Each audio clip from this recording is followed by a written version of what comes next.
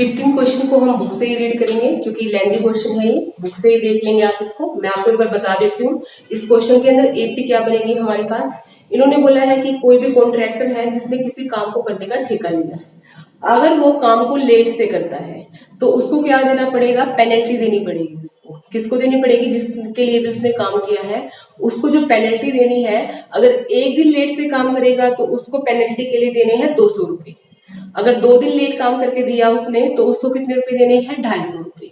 इस तरह से हर दिन अगर वो काम को लेट करता जाएगा तो उसको 50 रुपीज क्या करने पड़ेंगे, उसको ज्यादा पे करने पड़ेंगे। जैसे आज मान लिया एक दिन लेट से काम करके दिया तो 200 रुपए देगा वो, 2 दिन लेट काम करके दिया तो 250 रुपए देगा वो, 3 दिन लेट काम करके दिया तो टोटल कितने रुपए देगा वो, 300 रुपए। तो यहाँ से हमारे पास एक एपी बन के आएगी। एपी क्या होगी, और इसके अंदर इन्होंने बोला है कि टोटल उसने जो डिले किया है काम करने में वो किया है 30 दिन, मतलब 30 दिन लेट काम करके दिया इन्होंने, तो उसको कितने रुपए पे करने पड़ेंगे अपने लेट काम को एज अ पेनल्टी के लिए।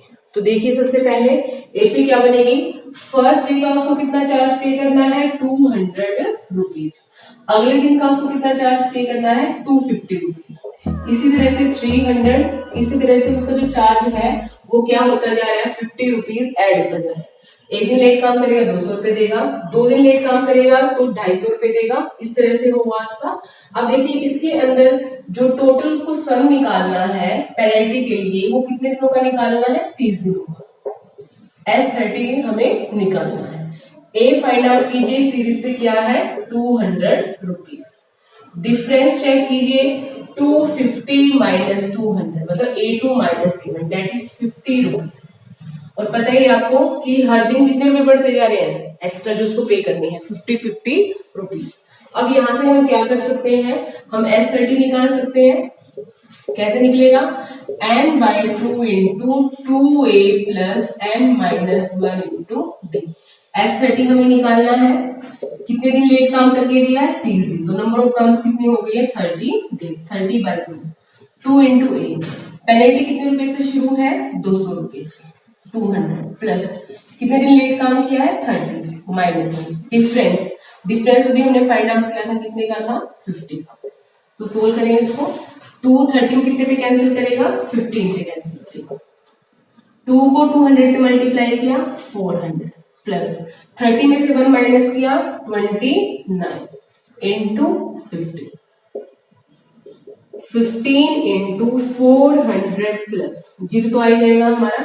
9 को 5 से मल्टीप्लाई किया 45, 5 4 चला गया कैरी, 5 टू 10, 10 और 4 कितना हो गया यहाँ पे 40।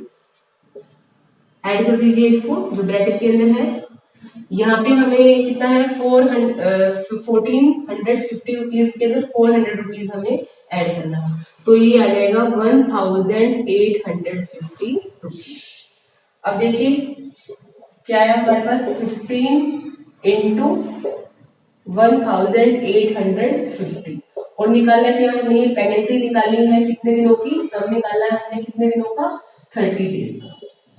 S30 is equal to multiply करो 185 को 15 से, 5 5 25, 5 2 कैरी चला गया, 8 5 40 और 2 42, 2 4 कैरी चला गया अभी, 5 5 और 9 4 हो गया 9 आपके पास, 5 8 1 5 7 7 2। तो कितने रुपए पे करेगा वो कॉन्ट्रैक्टर लेट से काम करने के लिए। अब देखो ये 0 है, ये लगा देंगे।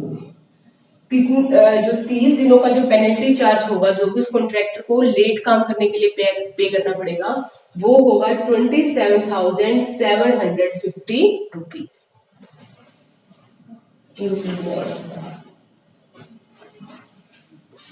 Question number 16।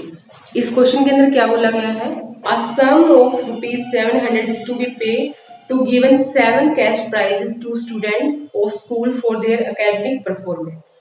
If each price is 20 less than preceding price, find the value of each of the price।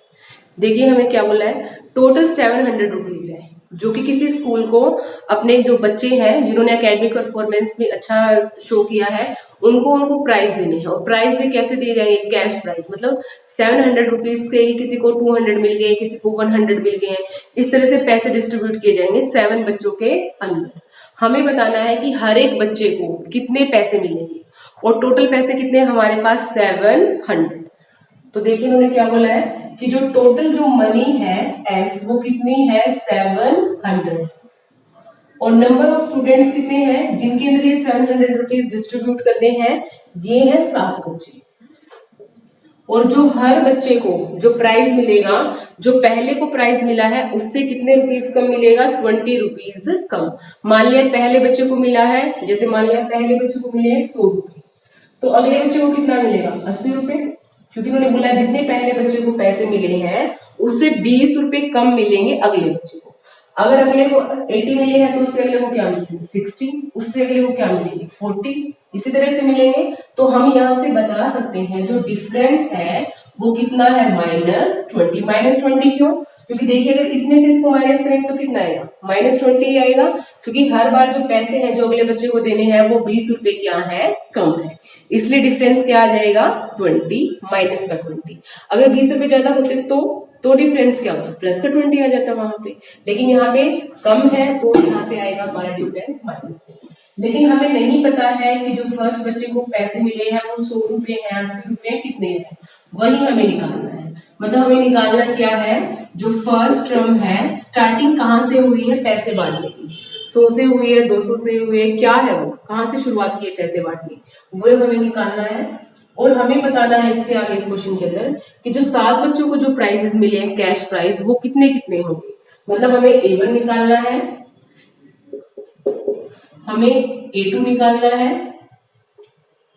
A2 निकालना है, A3 निकालना है, A4 निकालना है, A5 निकालना है, A6 निकालना है और A7 निकालना है। क्यों? क्योंकि हमें सातों के सातों जो बच्चे हैं उनका कैश प्राइस जो उनको मिला है उसकी अमाउंट बतानी है कितनी है। तो सोल्व करते हैं हम। अब देखिए S है, N है, D है, A निकालना है। तो फॉर्मूला क्या होगा, SN is equal to, question number कौन सा है हमारे पास, ये है क्वेश्चन आपका 16th question. SN is equal to n by 2 into 2a plus n minus 1 into d। यहाँ से सोल्व करके हम क्या निकालेंगे a की वैल्यू। सम देखिए जो 7 बच्चों को पैसे देने होगा सम कितना है 700। नंबर ऑफ बच्चे कितने हैं 7 है, 7 by 2। फर्स्ट जो प्राइस शुरू करना है a, उसकी वैल्यू हमें नहीं पता है वो हमें निकालना।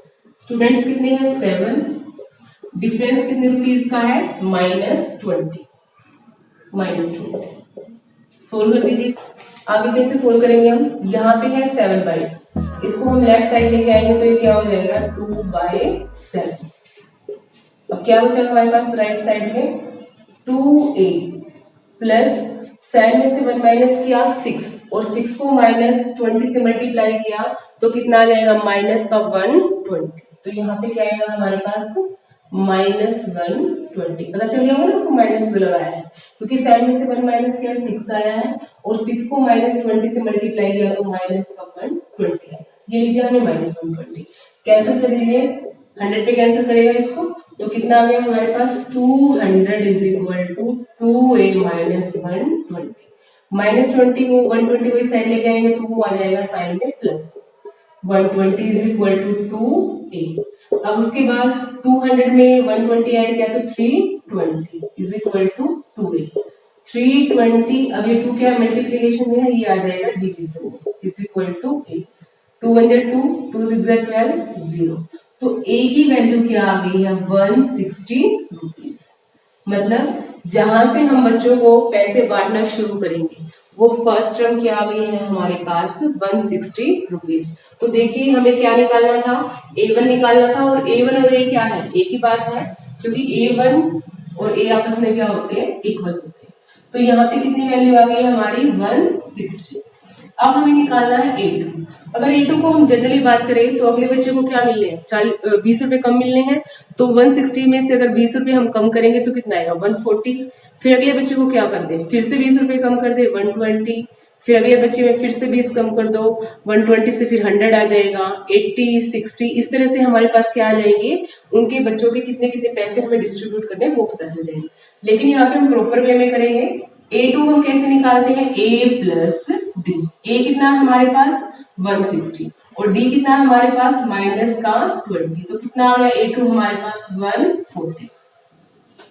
इसी तरह A3 निकालिए, A3 में क्या है, A कितना है 160 माइनस A3 क्या होगा 2D, 2 इंटू डी, डी की वैल्यू कितनी है माइनस के 20, तो यहाँ पे आ जाएगा आपका 160 माइनस 40, तो यहाँ पे आ गया आपका 120।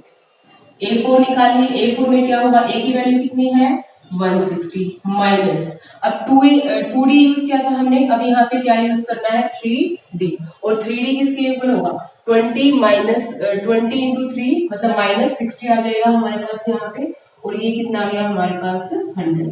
इसी तरह A5 निकालेंगे हम A प्लस 4D करके, A कितना है 160 माइनस 4D कितना आ जाएगा हमारा 4 इंटू 20 80 आ जाएगा हमारे पास, तो इसको अगर माइनस करेंगे तो कितना आ जाएगा 80 रुपीज।